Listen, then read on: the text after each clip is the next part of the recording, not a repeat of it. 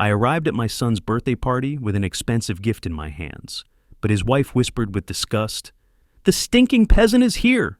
Shock paralyzed me. I turned to leave forever. But suddenly a stranger grabbed my hand and whispered, "Stay.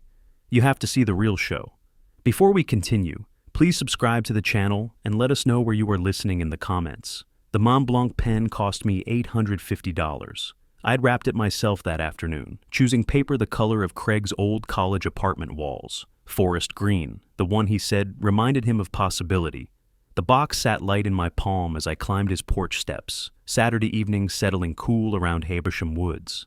Party sounds leaked through the front door, laughter, music, the clink of glasses.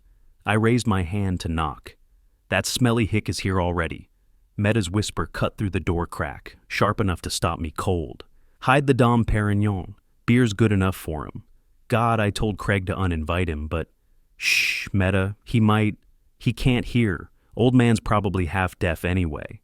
The gift box crinkled in my grip. My car keys were already in my other hand, jingling as I took one step backward off the porch. "Hold on." A man's hand gripped my arm, firm, calloused. "If you leave now, they win." I turned. He was maybe 50, dark hair graying at the temples, eyes that took in everything. His grip loosened but didn't release. "Who are you?" Sullivan Brooks, Craig's old friend." He paused, studying my face. "I know what's happening here. Trust me. Stay. Watch. You need to see this." The door swung open before I could respond. Meta stood there, face transformed into sunshine and warmth. "Daddy Dex, you made it. We're so happy you're here." I forced my mouth into something resembling a smile. The expensive wrapping paper crackled between us like static. "Wouldn't miss it. Happy birthday, Craig." My son stood behind her, champagne flute loose in his hand. He looked at the floor, the walls, anywhere but at me. "Thanks, Dad." "Yeah, thanks." She ushered me inside. Sullivan followed, staying close but not obvious. The house smelled like catered food and expensive perfume. 12 people filled the living room, all of them holding crystal flutes of something golden that caught the light. One of Meta's friends pressed a cold can into my hand. Budweiser, beaded with condensation. $80 champagne over there, $1.50 beer over here. At least they didn't give me a juice box. "Come sit, Daddy Dex." Meta guided me toward the breakfast nook, away from the main gathering. A chair waited there, positioned between the kitchen doorway and the back hall, close enough to be present, far enough to be forgotten. I sat. My fingers drummed the armrest, old habit from 32 years of sound engineering, waiting for cues, counting beats. Around me, conversation flowed like water around a stone. Someone asked about retirement, and before I could answer, Meta's voice cut through. "Oh, Daddy worked with microphones and stuff. Very technical. He's enjoying his rest now, aren't you?" "I'm not resting exactly. Excuse me, I need to check the caterer." She turned away, champagne catching light as she moved. Sullivan took the seat across from me, settling in like he belonged there. His eyes tracked the room constantly. A toddler at the kids' table beside us offered me a chicken nugget, small fingers sticky with ketchup. His mother jerked him back, horrified. I took the nugget anyway. "Thanks, buddy. Best offer I've had all night." Craig refilled drinks, everyone's except mine. My empty beer can sat sweating on the side table, growing warm. I watched him move through the room, my son, his shoulders hunched forward like he was carrying weight. He wouldn't meet my eyes, not once. Then I saw Meta's phone. She held it low, angled toward me, recording, not even hiding it well. I'd stumbled slightly at the threshold coming in, just caught my shoe on the doorframe, and now she was capturing evidence of what exactly? My clumsiness? My existence? I picked up my empty can, took a pretend sip, steadied my movements deliberately. Let her record that. "You saw her?" Sullivan's voice, barely audible. "Hard to miss. This isn't random, there's a reason." "What reason?" "Not here. We'll talk. Later. Tonight." The party crawled forward. Gift opening happened last. Craig held the Mont Blanc like a regular Bic pen, clicking it repeatedly. Meta gushed beside him. "Oh, a pen. How practical." Craig needs pens for his consulting work. $850 of practical. She's probably wondering why it's so heavy. The Hendersons, older couple, lived down the street. squeezed my shoulder on their way out. Real warmth there, the kind that made my chest tight. Everyone else drifted away in clusters, air-kissing Meta, clapping Craig's back. I left at 9:15. Sullivan walked me to my Honda, the February air cold enough to see breath. "Don't leave town tonight," he said quietly. "We need to talk. It's urgent." "Who are you really?" "The guy who just saved you from making a terrible mistake." He pulled out his phone, typed something. My phone buzzed in my pocket. "I'll call you at 11. Answer." I drove home to Ardsley Park in silence. The pen's receipt sat in my glove box, proof of $850 I couldn't afford to spend, but had anyway, because it was Craig's birthday and fathers buy their sons nice things. That's what we do. My house felt too quiet. I sat on the edge of my bed, still dressed, staring at the phone, replaying every moment. Meta's whisper, Craig's avoidance, the recording, the beer while others drank champagne. The phone rang at 11:47, jarring me from the loop of thoughts. "Mr. Carlson, we need to talk, now. What I'm about to tell you will change everything." I sat up straighter, my heart hammered against my ribs. "I'm listening." "Not on the phone? Can you meet me at the Collins Quarter on Bull Street, 7 a.m. tomorrow?" Static crackled on the line. I gripped the phone tighter. "Mr. Carlson, your son and daughter-in-law are trying to take everything from you." He paused, letting that sink in. "And I have proof." The folder sat between us like a bomb. Manila, standard legal size, edges worn from handling. Sullivan's calloused fingers rested on top of it, not opening it yet. Around us, the Collins Quarter hummed with Sunday morning quiet. Sizzling bacon, coffee brewing, the soft scrape of forks on plates. I'd arrived at 6:40, 20 minutes early, because sleep never came. Just lay there replaying Craig's hunched shoulders, Meta's ice-cold eyes behind the smile. Showered at 5:30, dressed in the dark, drove downtown while Savannah woke up around me, ordered coffee, waited. Sullivan appeared at exactly 7, the folder under his arm. Now he opened it. "This is everything I've collected for her, plus what I've found on my own." The first photograph stopped my breath.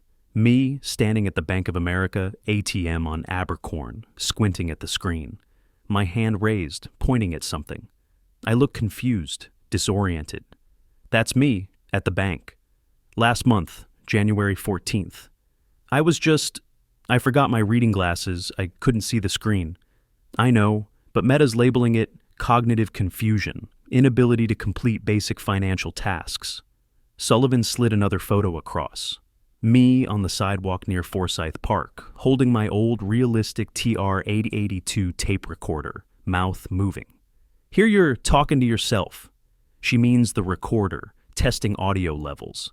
My jaw clenched. A muscle twitched in my cheek. I pushed the first photo away, face down, couldn't look at it anymore. "There's more." He pulled out typed statements. "Neighbor testimonies, Mrs. Kowalski says you wandered her yard at midnight looking lost and agitated. Mr. Patterson claims you accused him of stealing your newspaper when it was just delivered late. I never..." My hand went to my chest pocket where I kept my house keys. Protective instinct. "Mrs. Kowalski's statement is false. I was checking my sprinklers after the freeze warning. Ann Patterson. We joked about the newspaper thing. It was a joke. I believe you. The court won't care." The coffee cup in front of me blurred. I blinked hard, brought it back into focus. Sullivan flipped to another document, this one highlighted in yellow. "Read this part. Phone transcript.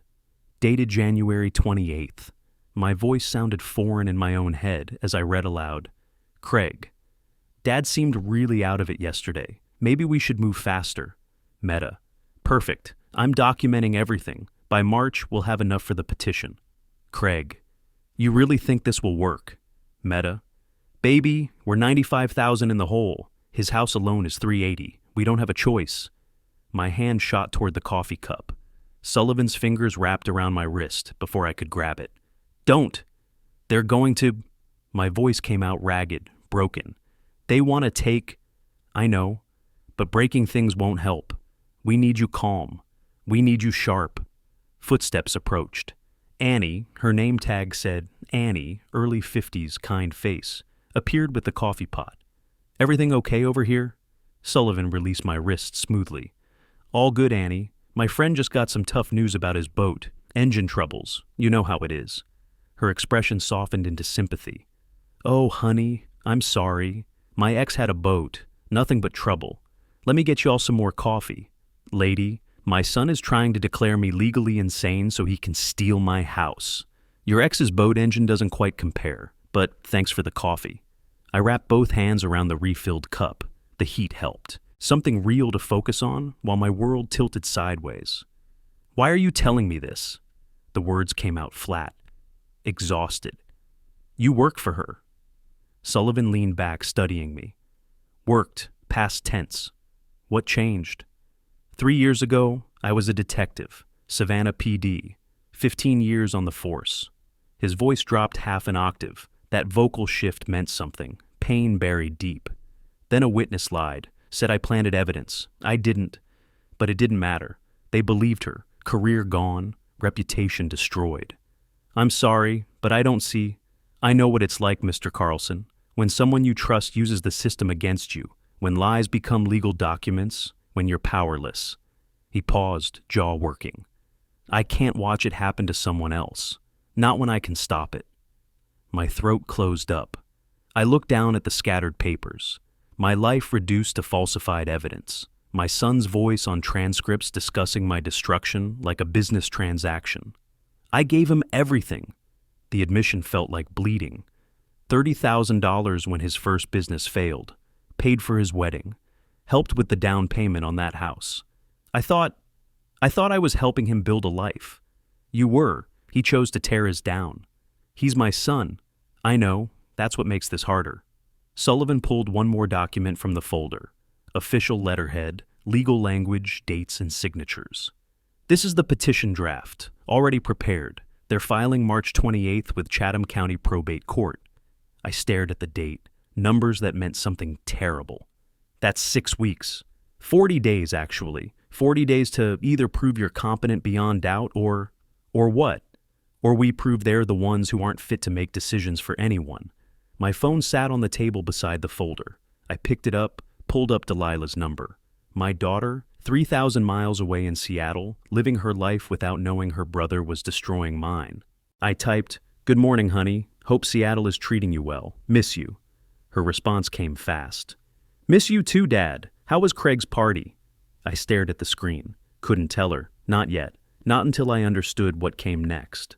Sullivan finished his coffee, grimaced at the cold dregs. The Georgia special, grits, eggs, bacon, biscuits. Enough carbs to fuel a marathon. He caught my eye. Or a revenge plan. 40 days isn't a lot of time, Mr. Carlson, but it's enough.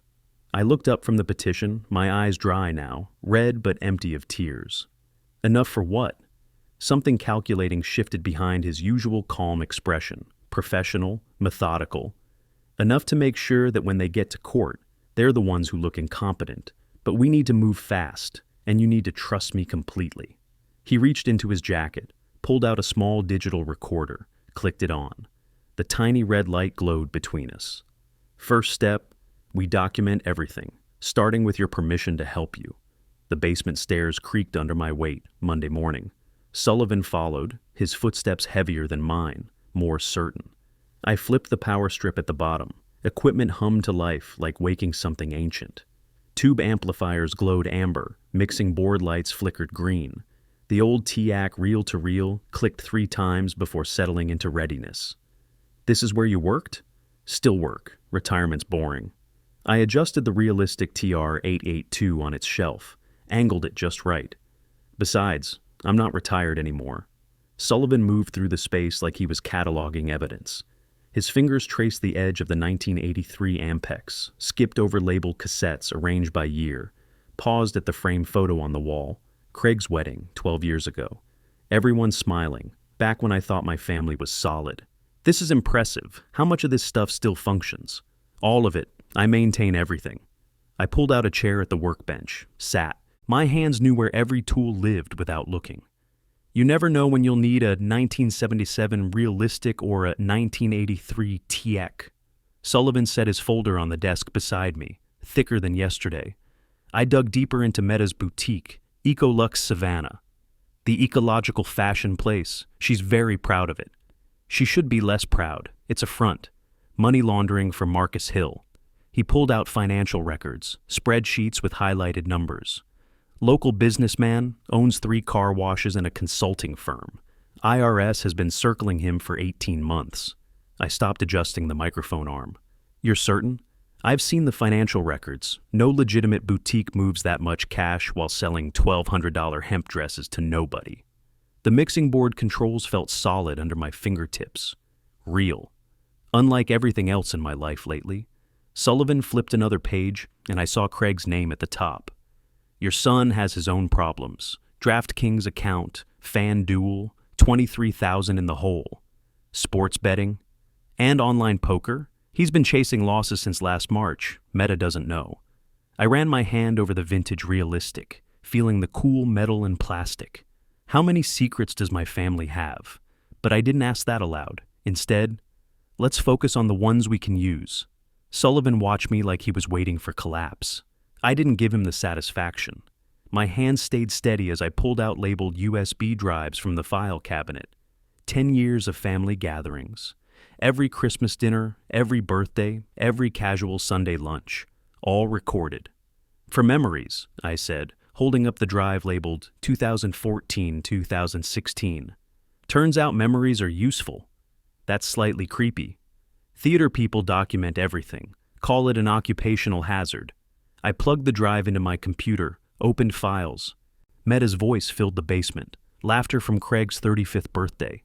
Complaint about catering at Easter dinner. Argument about vacation plans. I don't need to fake her voice. I have her real voice. Sullivan leaned forward. Can you really make it convincing? I spent the next hour showing him, cutting syllables, piecing words together, adjusting pitch and timing, creating sentences Meta never said from words she'd actually spoken.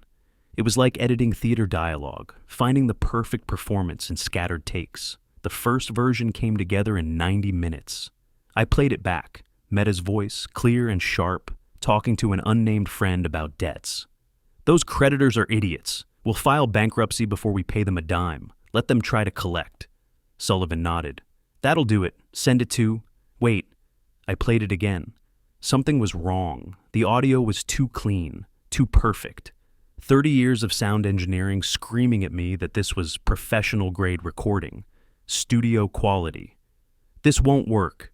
Sounds perfect to me. That's the problem. It's too perfect. Phone calls don't sound like that. Sullivan's expression shifted. He played it again, listening differently. You're right. The voice is too clear. No background noise, no compression artifacts. I pulled off my reading glasses, rubbed my eyes hard, put them back on. I spent 30 years making things sound perfect. Now you want me to ruin my work. I want you to win. Pride doesn't win. Smart wins. The discarded version went in the trash, digital file to recycle bin with a satisfying click. I started over. This time I added layers from my sound library, traffic noise from Bull Street recordings, wind distortion captured during last winter's storm, phone compression artifacts I'd collected from actual cell conversations. Making it messy, real, amateur, my professional soul was crying with every degradation I added. 3 hours later, version 2 played back with static, breaking audio, background chaos. Meta's voice cut in and out. You could barely make out the words through the noise. Better, Sullivan said, but I could still use some work. 6 hours total. By the time the final version finished rendering, my back ached and my eyes burned. But the audio sounded like every terrible cell phone recording I'd ever heard. Barely intelligible, frustratingly authentic. Sullivan listened 3 times. Now that's real? 15 years ago, Craig had sat at this same workbench, face in his hands, 23 years old, and convinced his life was over. First business failure, girlfriend had left. Everything collapsing. I'm such a screw-up, Dad. I've got nothing. You've got me. I'd written him a check, $30,000, my savings, everything I'd set aside for eventual retirement. Start over, do better, that's what fathers do. He'd cried harder. You should be disappointed. I'm not disappointed. I'm your father. Back in the present, Sullivan's voice pulled me from the memory. You okay? No. I saved the final audio file, labeled it carefully. But I will be. What were you thinking about? He cried in this room 15 years ago. I gave him everything I had saved. Now he wants to take what's left. I looked at the workbench where young Craig had sobbed into his hands. Funny how history repeats. We set up the anonymous email that evening. Sullivan walked me through library computers, 20-minute sessions, reference section with no cameras. I was a cop for 15 years. I know how to not get caught. At 6:47 p.m., my cursor hovered over the send button. The email contained the audio file, explanatory text written in Meta's style, addressed to Capital One's legal department. Behind me, the framed wedding photo caught light from the desk lamp. Everyone smiling, Craig's arm around Meta, her white dress perfect, my hand on his shoulder. I clicked send. Sullivan's text came at 6:50. Recording sent, now we wait. How long? Banks move fast on fraud concerns. Tomorrow, maybe day after. They'll contact her legal department first. And then? Then we watch the dominoes fall. Wednesday evening, 48 hours of waiting. Sullivan and I sat in the basement reviewing surveillance photos. Meta entering the boutique, Craig at home looking haggard, normal life continuing while their world prepared to crack. My phone buzzed. Email notification from the anonymous account. Subject line, message delivered, Capital One Legal. I opened it. Tracking pixel confirmed email opened at 5:47 p.m. From Capital One Legal Department to Meta's address. Body text. Urgent. Fraudulent statement concerns regarding account ending 8834. Contact within 24 hours to avoid legal action. Sullivan's phone rang. He answered, listened, held up a finger. Yeah, when? Pause. Both of them? Good. Keep watching. He hung up, looked at me with something like satisfaction. Meta just got a call. She's screaming.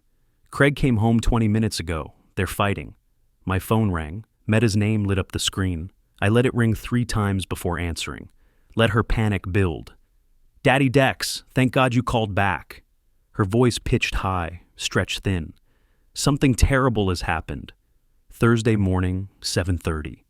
I'd slept maybe 4 hours, spent the rest replaying that phone notification in my mind. Now, Meta was crying, or performing crying, hard to tell which. What's wrong, sweetheart? Capital One, they're saying. They have this recording of me saying I won't pay them. But I never. Someone is trying to destroy us. I put the phone on speaker so Sullivan could hear. He sat across my kitchen table, coffee steaming, taking notes. A recording? What kind of recording? A phone call, me talking to someone about not paying my debts, about filing bankruptcy. But I never said those things. Someone faked it. Her breathing came fast, ragged. They want $60,000 immediately or they're filing a lawsuit. We don't have it. The pause stretched. I counted 5 seconds. That's awful, Meta. Are you sure it's fake? Of course I'm sure. I would never... She stopped herself, regrouped, voice shifting to something softer, more calculated. We need your help. A loan. Just $20,000. We can pay you back in a month, I swear. Craig's consulting contract is coming through in $20,000? I know it's a lot, but you're family. We've always been there for you. Sullivan shook his head slowly. I nodded agreement.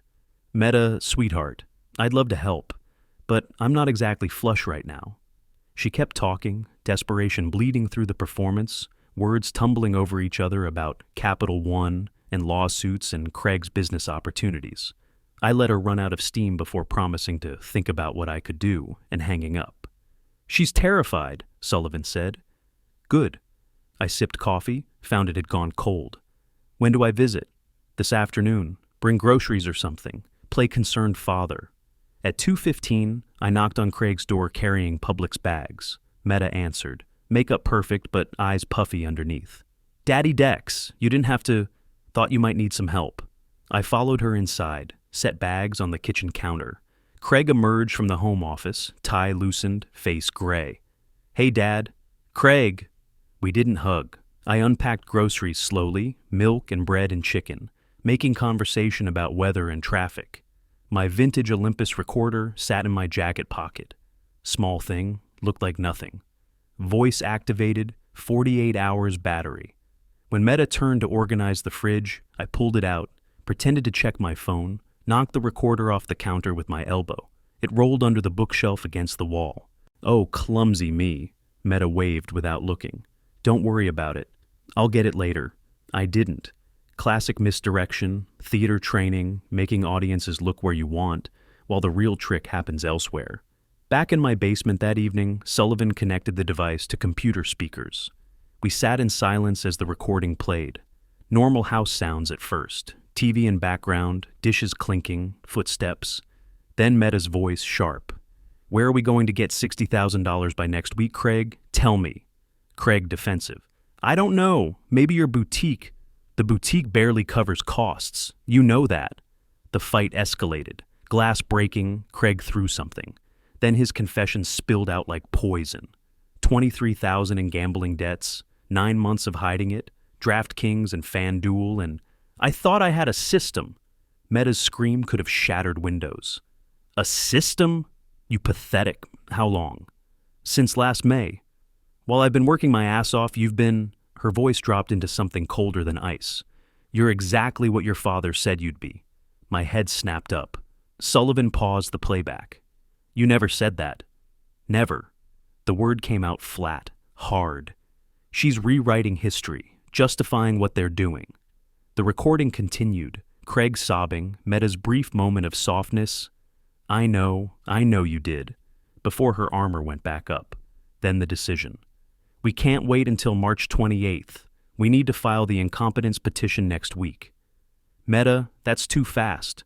We're $118,000 in debt. We need his money now. File the petition next Friday, a week from tomorrow." Sullivan stopped the recording. We sat in silence, broken only by equipment hum. "They're accelerating," he said finally. "Good." I stood, stretched, felt vertebrae pop. Desperate people make mistakes. Friday morning, Meta called again, sugar-sweet voice back in place. "Daddy Dex, good morning. How are you feeling?" I had notes in front of me, scripted vague statements, theater cues. Sullivan gave me thumbs up from across the room.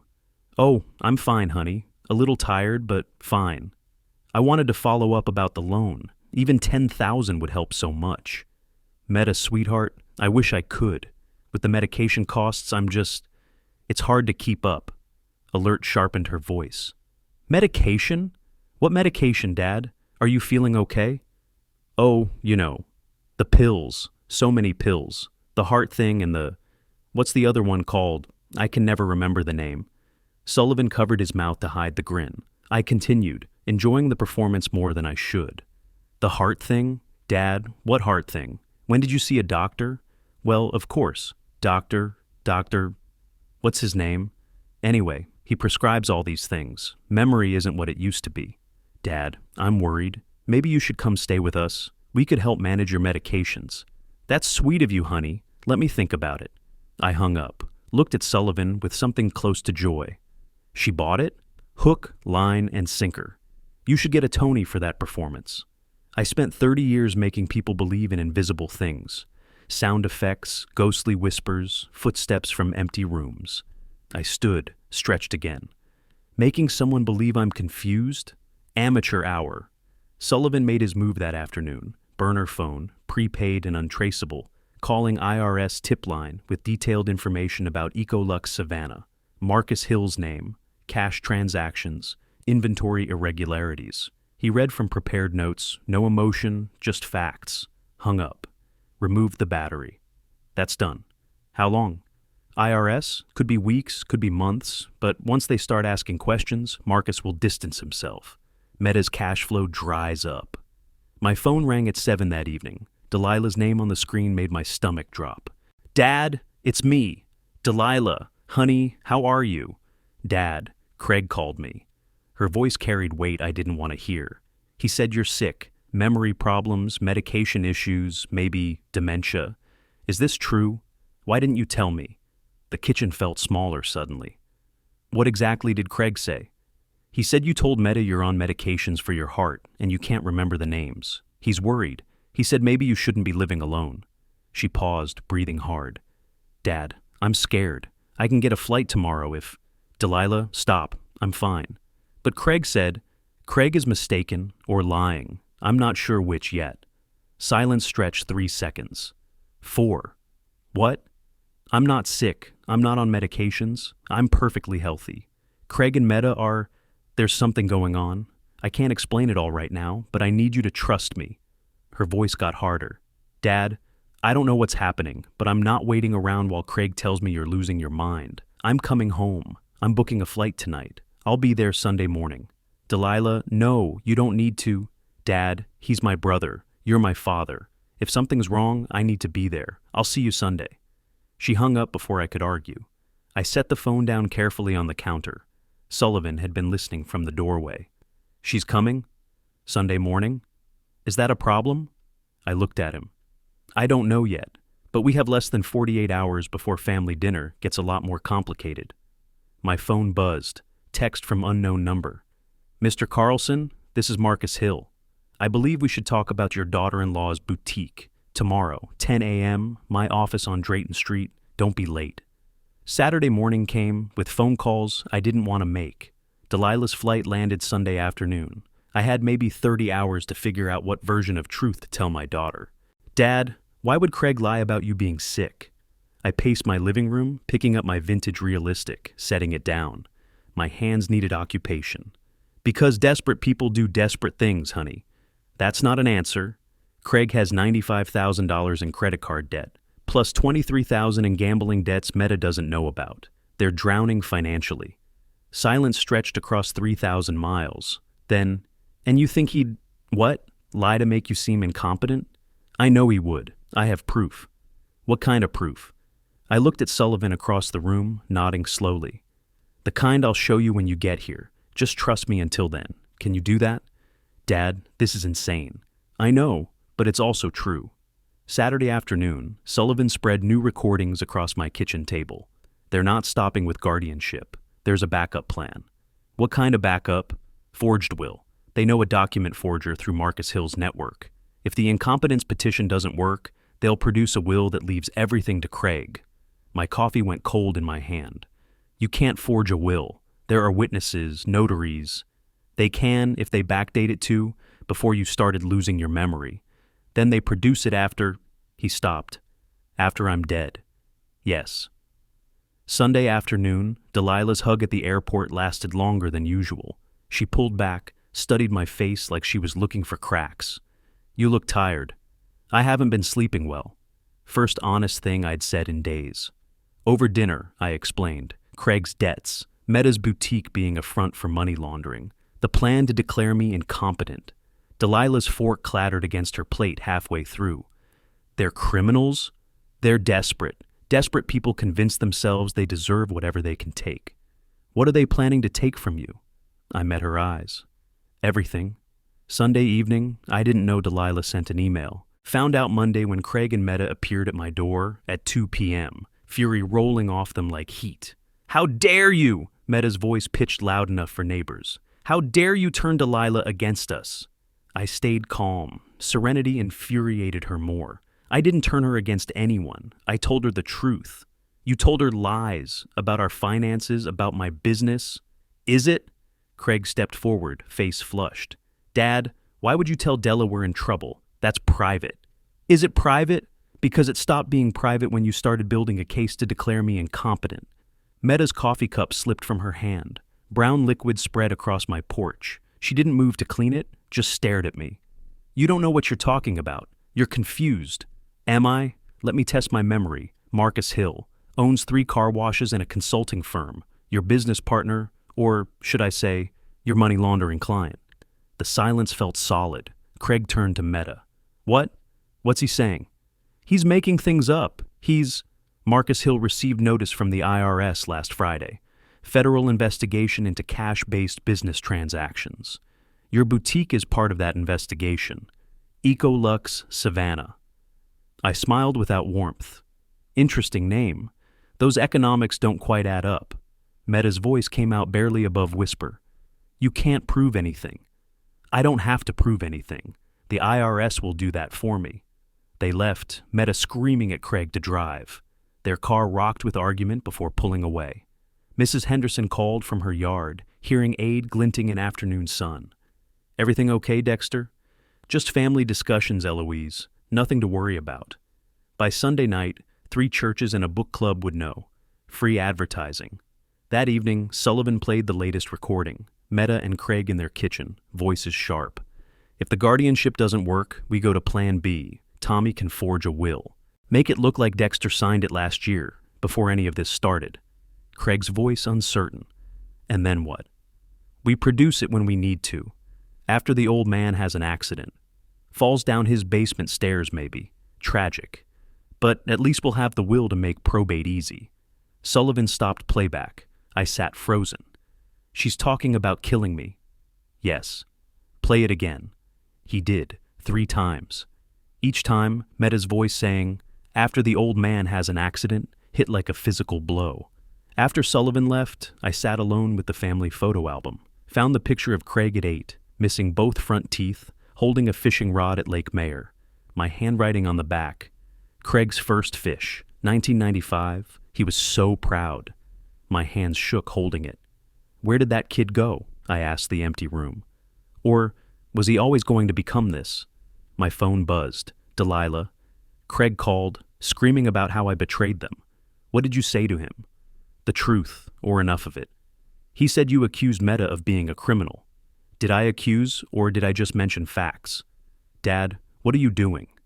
Protecting myself, and you. From my own brother? From what your brother has become. There's a difference. Tuesday morning, Detective Kira Watson's badge caught light at my doorway. Mr. Carlson, I need to ask about a harassment complaint. May I come in? Sullivan's car appeared at the curb. He walked up fast. Dexter, don't say anything until... And you are? Sullivan Brooks, private investigator. Mr. Carlson is my client. Interesting. Your name's also in the complaint. Something about stalking and intimidation. Both of you might want to come downtown. The police station smelled like burned coffee and old linoleum. Watson led me to an interview room, metal table between us. Her eyes missed nothing. Your daughter-in-law claims you've been harassing her, threatening her business. Have you contacted her repeatedly? I called once last week to see if I could help financially. They'd mentioned money troubles. Is that harassment? She says you've made threats about destroying her business. Detective, I'm 68 years old. I'm a retired sound engineer. How would I destroy anyone's business? I can barely figure out my smartphone. Watson's expression stayed neutral. You seem pretty sharp to me, Mr. Carlson. Well, that's kind of you, but my daughter-in-law thinks I'm losing my faculties. She's suggested I need memory medication. I'm confused about what she wants. Am I too competent or not competent enough? I let silence hang. Theater training. Detective, if my presence causes them this much distress, perhaps the court should formalize some distance, for everyone's sake. Her eyebrows rose. You want a protective order against yourself? If that keeps the peace, yes. I don't want them to feel threatened by me, even though I don't understand why they would. She made a note. This is unusual. I'm trying to be cooperative. Isn't that what you want? It's exactly what someone very clever would do. Or what someone who just wants his family to calm down would do. Can it be both? Sullivan's interview lasted 20 minutes. Professional calm showed his PI license. Explained he was documenting concerning behavior for family mediation purposes. Always in public places. Always legal. Watson didn't fully believe either story. But she couldn't prove anything criminal. Released by noon. Sullivan drove us back to my house. They can't charge you. She's got no evidence. Because there's nothing to find, except the truth. Careful, Dexter. You're getting good at this. Is that a compliment or a warning? Both. He pulled up IRS reports on his laptop. Marcus Hill's car washes were raided yesterday. Federal agents. The boutique is connected in financial records. And Meta? Marcus won't go near her now. The money laundering pipeline just closed. She's got no income, massive debts, and a business that's radioactive. Good. The word came out without hesitation. Sullivan looked at me. A week ago, you were looking at her baby pictures with remorse. A week ago, I hadn't heard her plan to kill me. We spent Tuesday afternoon creating social media posts. Nothing false, just public records, Capital One lawsuit, commercial liens, connection to Marcus Hill, all in public business filings. Let people draw their own conclusions, Sullivan said, typing. Within 24 hours, Savannah's Facebook groups lit up. Comments multiplied, screenshots shared, the algorithm worked its magic. Boutique's Google rating dropped 3 stars. Wednesday morning, I refreshed Savannah Mom's Facebook group every 15 minutes, comments growing like mold. Girl, I saw the public records. Those aren't rumors. Capital One doesn't sue over rumors. Her FIL is probably the one being protected from her. Savannah's gossip spreads faster than Sherman burned to the sea. Less destruction, similar efficiency. Wednesday evening, searching my attic for tax documents, I found my leather journal from 2015.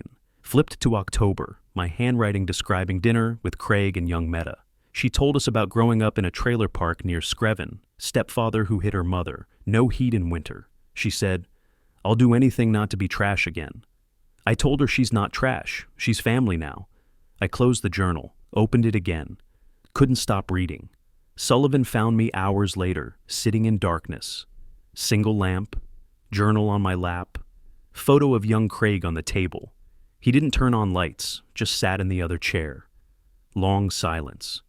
"You didn't answer my texts. I found this from when Meta joined the family.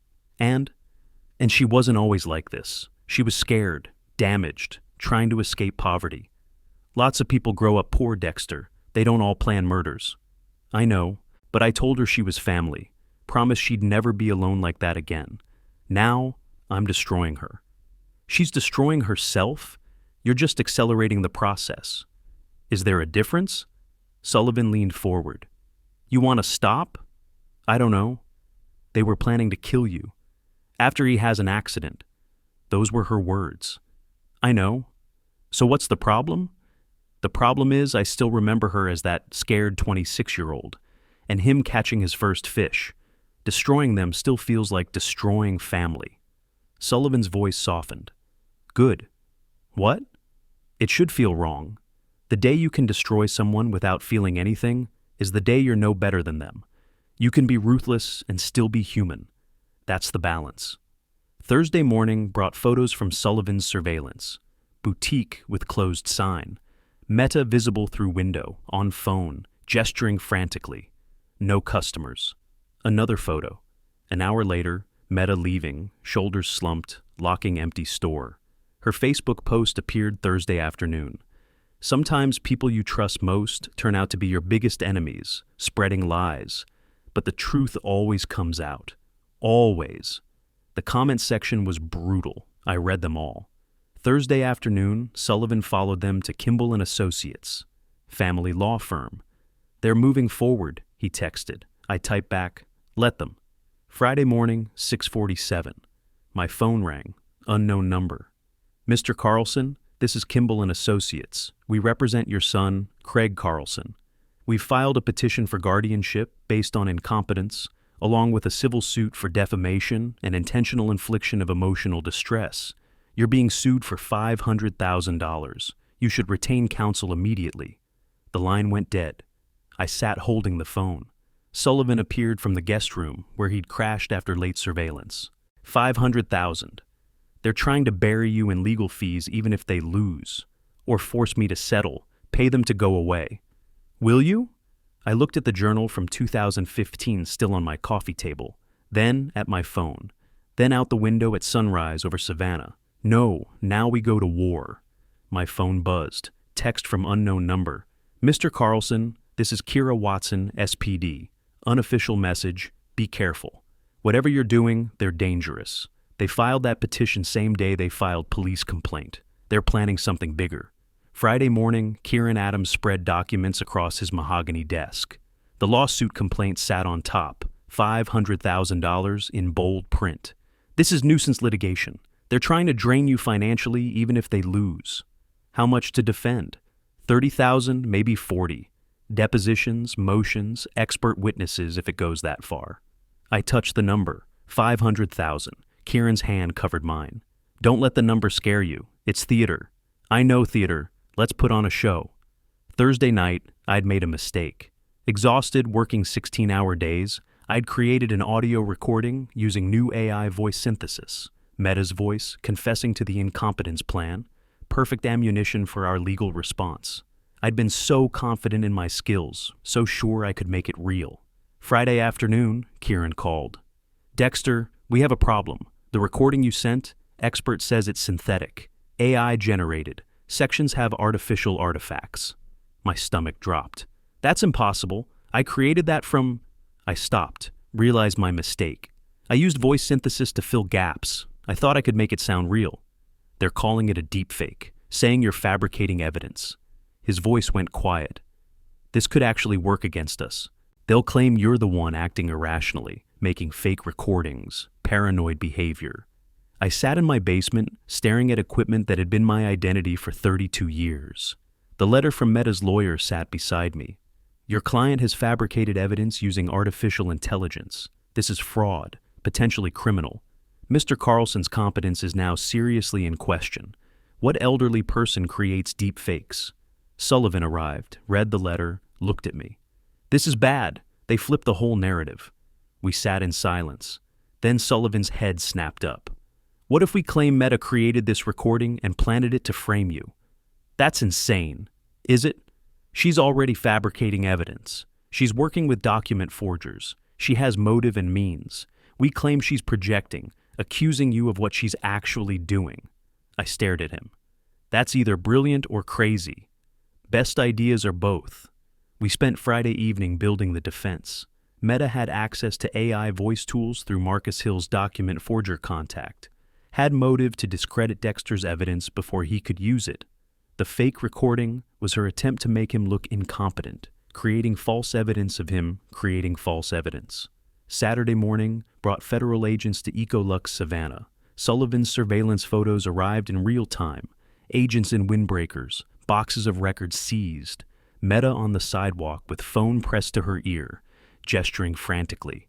Craig standing apart, arms crossed, face slack with shock. One photo showed Meta's face close up, absolute despair. Saturday evening, Sullivan and I sat in my kitchen with bourbon and beer. Moment of relief, victory drinks. Then Sullivan's beer stopped halfway to his mouth. Set it down, untouched. "What's wrong?" His jaw worked. Long pause. "I need to tell you something. Something I should have told you from the beginning." My chest tightened. "What?" "The night of Craig's party, when I grabbed your arm and stopped you from leaving, I wasn't there by accident." He met my eyes. "Meta hired me. I'm the PI she hired to build the incompetence case against you."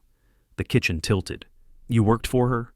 "For 4 hours. From when she hired me that afternoon until the moment I saw what she was really doing.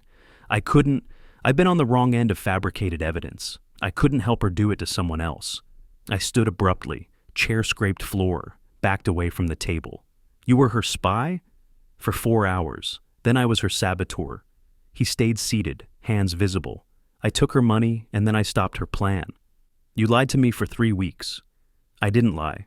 I just didn't tell you how I got there." "The path matters, Sullivan." "Does it?" "Because I'm risking everything. My PI license, possible charges for working against a client. If this comes out, I'm done. But I'd rather be done and right than employed and wrong." He pulled out his phone, slid it across the table. 63 missed calls from her number, 47 texts, all unanswered. Read them. I scrolled through Meta's texts. February 20th. "Sullivan, I need that report. Where are you?" February 24th. "You're not responding. I paid you $5,000. I want my money's worth."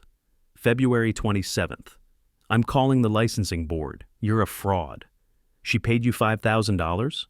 "Yes, I spent $10,000 of my own investigating her instead. Net loss, $5,000. I set the phone down, poured another bourbon, didn't offer him another beer, drank standing up, back to him. Finally, "Get out." "Dexter, I need to think, alone, leave." He left. Door closed. I poured another drink, sat in darkness. Sunday morning, I texted Kieran. "Did you know Sullivan was hired by Meta originally?" "I did not. How did you find out?" "He told me, last night." "And how do you feel about that?" "Betrayed, confused, angry. But also, he's the reason I'm winning. Does that matter?" Ethics question. Is a good deed less good if the person had bad intentions initially, but changed? I don't know anymore. Sunday night, 11:34. I was in bed, couldn't sleep, when the doorbell rang. Security camera showed Craig, alone, soaking wet from rain, face streaked with tears. Doorbell rang again and again. Text from Craig. Dad, please, I need help. She's going to do something terrible. Please open the door. My hand on the doorknob. Sullivan's warnings echoed. They were planning to kill you. But the crying man outside wasn't a killer. He was a scared kid who became a broken adult. I opened the door. Craig fell through, literally. His legs gave out. I caught him, struggled with his weight, got him to the couch. He curled up, shaking. I draped a blanket over him. Breathe, look at me. In, out, in, out. After he calmed, I brought coffee. Sat across from him. Tell me everything, from the beginning. Craig's confession took 2 hours. The debts starting 2 years ago. Meta's boutique never making money. The money laundering he didn't fully understand at first. The gambling debts he hid even from her. The incompetence plan that started as just borrowing money and grew into guardianship, into taking everything. She hired a private investigator, guy named Sullivan, to document you acting confused. I didn't reveal Sullivan's betrayal, just when? 3 weeks ago, before my birthday. And you went along with this. Yes, I told myself it was temporary, but it kept growing. Into what? His voice dropped to whisper. She has a forged will, says you signed it last year, leaves everything to me. How were you planning to use a will? I'm not dead. Silence. Craig, how were you planning to use it? He cried again. She said accidents happen, falls downstairs, carbon monoxide, things that look natural for elderly people living alone. She was planning to kill me. She said it was just a backup. I couldn't, but I didn't stop her. I stayed cold, analytical. You're not confessing from guilt. You're confessing because you're losing. That's not, if the plan had worked, you'd have let her do it. You'd have taken my house, my money, and slept fine. Maybe, I don't know anymore. That's called cowardice, Craig. After long silence, stay tonight. We'll figure out what to do in the morning. Monday morning, I made breakfast. Eggs, toast, bacon. Set the plate in front of him. I don't deserve this. Probably not. Eat anyway. He called Meta from my landline. Her voice carried across the kitchen, shrill, furious. Where were you? I've been calling all night. I'm at Dad's house. Silence. Then, you're where? I told him. Everything. Her shriek could have shattered windows. You idiot! You betrayed me. After everything I've done for you. You're pathetic. You're nothing. Craig's face crumbled at that word. Then, unchain yourself. I'll sign whatever you want. Oh, I will. And I'm taking everything. You'll have nothing. I already have nothing, Meta. That's the point. After he hung up, he walked to the bathroom, closed the door. Sound of vomiting. I left water and ibuprofen on the counter. Monday afternoon, Sullivan returned. I'd called him after Craig's arrival. We contacted Detective Watson with anonymous tip, Meta's money laundering, forged documents, everything. Monday evening, police questioned Meta. She refused to cooperate, lawyered up. But they asked about forged documents. She realized Craig had told everything. Tuesday morning, Craig went to their house for clothes, returned pale an hour later. Walked to my backyard, sat on patio chair, stared at nothing. I found him there 20 minutes later. She's gone. He handed me a note. You chose him over me. I hope you're happy. You'll both regret this. She threatens both of us. You understand what that means? He nodded slowly. I'm sorry. First genuine apology. Tuesday afternoon, police issued bolo for Meta. Craig provided statement about the forged will, confirming she had access to document forgers. Realized he was testifying against his wife. Wednesday, Craig moved into my house temporarily, nowhere else to go. We orbited each other. I'm in kitchen, he leaves. He's in living room, I go upstairs. We'd perfected the art of avoiding eye contact in 1,700 square feet. Sullivan brought updates. Meta withdrew $8,000 from ATM in Atlanta, bought bus ticket to Miami. Chase was on. Wednesday evening, takeout Chinese. Craig picked at his food. I don't know why you're helping me. Neither do I. Pause. Maybe because you're my son. Maybe because you finally told the truth. Maybe because I'm too tired to hate you properly. That night, I couldn't sleep. Opened the photo album, found wedding photo. Craig and Meta, 2015, young and hopeful. Christmas, 2016, decorating my tree, Meta laughing. Easter 2018, whole family together. I closed the album, looked at my hands. I destroyed that. I turned son against wife. I made her run. Talked to empty room. She was going to kill me, I know that. But did I have to break them both? Went downstairs at 2 a.m. Found Craig asleep on couch, couldn't face the bedroom. Covered him with another blanket. Sat in armchair watching him sleep. You were going to help her kill me, but you're still my son. How do I hold both those truths?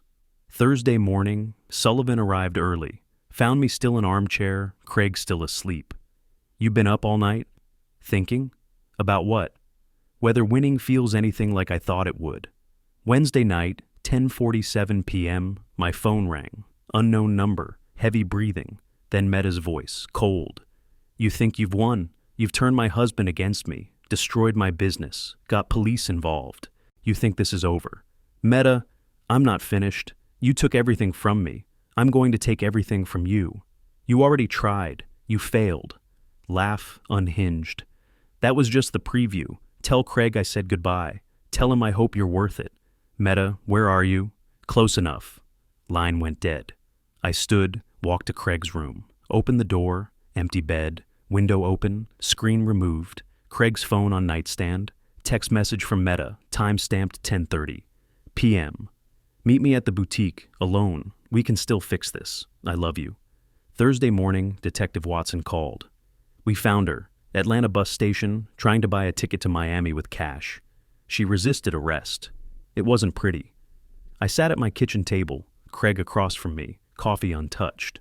What happens now? Federal charges, money laundering, fraud, attempted identity fraud. She had a fake ID. State's looking at conspiracy charges, too. She's not getting out anytime soon. After I hung up, Craig stayed frozen. She's really gone. Yes. Everything's really over. Not over. Different.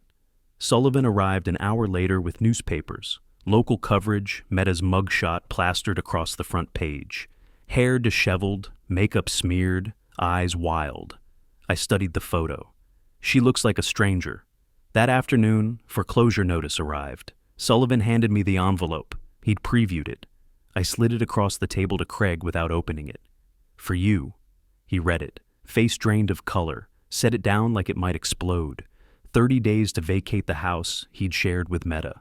Everything they'd built. Gone. Evening brought creditor calls. Craig took one, voice climbing higher with each word. I understand, but I can't. I don't have. Please, His voice broke. He slid down the wall, phone dangling by its cord. The automated voice droned, If you'd like to make a call. I crossed the room, hung up the phone, unplugged the landline from the wall. No more calls today. Friday evening, after Craig learned about the arrest from the news article I'd shown him, he curled on my couch, shaking. I lost everything. The house, my wife, my money, my dignity. He looked up. I don't know how to come back from this. I sat in my armchair. The victory I'd imagined felt nothing like this. Meta arrested, Craig destroyed, me vindicated. But I just felt tired, old, like I'd won a war but lost something I couldn't name. Sullivan found me in the basement later. You should be celebrating. Should I? Meta's in custody. Craig confessed. You're safe. You won. Did I? Because I'm sitting here watching my son fall apart, and all I feel is empty. Where's the satisfaction? Where's the justice feeling? Justice doesn't always feel satisfying, Dexter. Sometimes it just feels necessary. Saturday morning, I made my decision. Found Craig in the guest room, staring at nothing. Downstairs, we need to talk. At the kitchen table, coffee between us, I laid it out. You can stay here, temporarily, but there are conditions, 5 of them. His head snapped up. 1, complete honesty, no lies, no secrets, ever. 2, therapy, weekly, non-negotiable. 3, get a job, any job, you work. 4, repayment. $30,000 I gave you in 2010 plus $8,000 for this investigation. Payment plan, no interest. 5, earn back trust. That's not a task. It's a process. Could take years, might never happen. Why? Why would you do this after everything? Because you finally told the truth. Because you chose me over her when it mattered. Because you're my son, and I'm too tired to give up on you completely. I leaned forward. But Craig, this isn't forgiveness. This is probation. Screw it up, and you're on your own. I don't deserve this. You're right, you don't. But I'm offering anyway. Maybe the kid who went fishing with me is still in there somewhere. Maybe he's not. Either way, we'll find out. That evening, paperwork. Sullivan witnessed. Rental agreement, promissory note, legally binding.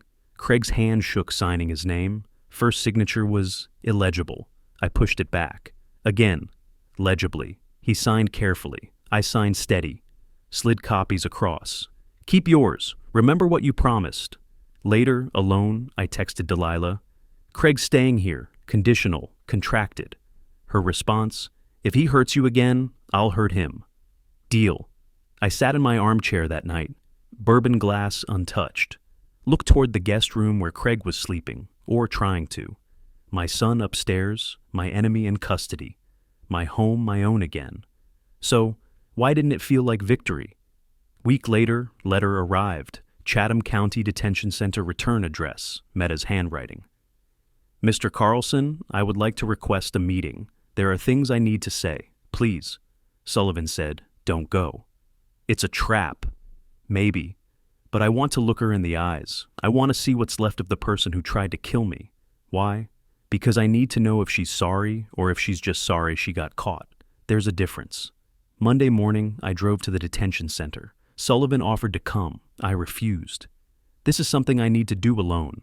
Security, plastic bin, belt, wallet, keys, phone, glass partition visitation room. I sat, waited, door opened. Meta shuffled in, wearing orange, hands cuffed, hair pulled back, no makeup. She looked smaller without her armor. Through phone receivers, glass between us, she started, "Thank you for coming." I didn't respond. "I asked you here because I need to apologize." "For what exactly? Be specific." "Calling me Smelly Hick? Planning to steal my house? Hiring a PI to document fake incompetence? Planning to kill me? Which part needs apology?" She flinched. "All of it. Everything." "Start at the beginning then. I've got time." She talked about her childhood, trailer park poverty, abusive stepfather, being called trash. I promised myself I'd never go back. I'd never be poor again. I'd never be nothing again. "So you decided to steal from people? To plan murder? That's your excuse?" "Not excuse. Explanation." "Fear doesn't justify cruelty, Meta." Silence. Then, "Is there any chance you'll ever forgive me?" I let the pause stretch. "No. Please, I've lost everything. 7 years in here. Isn't that punishment enough? For you? Maybe. For me? No. You don't get my forgiveness. You don't deserve it." "Then why did you come?" "To see if you were sorry or just sorry you got caught. Now I know."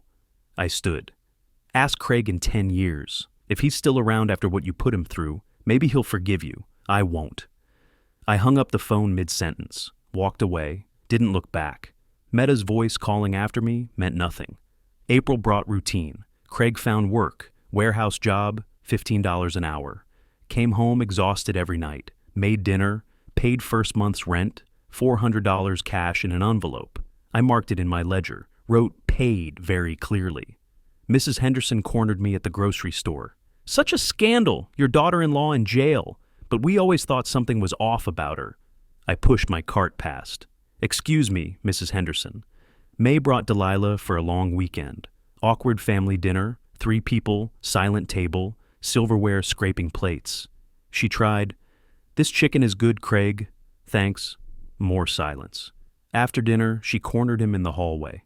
"You get one chance. One. If you hurt him again, you lose me too. Forever. Are we clear?" Crystal. Meta's sentencing happened May 15th. 7 years federal prison. I didn't attend. Read about it in the paper. Closed the paper. Continued my day. June morning, I looked at myself in the bathroom mirror. Older, grayer. New deep lines around my mouth. I touched them. 68 going on 80. Small, sad smile. That afternoon, Craig asked to see the basement studio.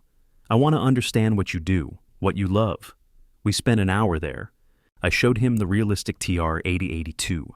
Your first words are on here somewhere. 1987 recording. Found the track. Played it. Tiny voice through speakers. Dada. Craig wiped his eyes. I stopped playback. You were loved, remember that. Even when you don't love yourself. He paid his third month's rent on time. Made his second debt payment. Small but consistent. Started community college accounting class. Called me Dexter, not Dad. Maybe someday that would change. Maybe not. I hadn't touched my sound equipment in months except for that one afternoon with Craig.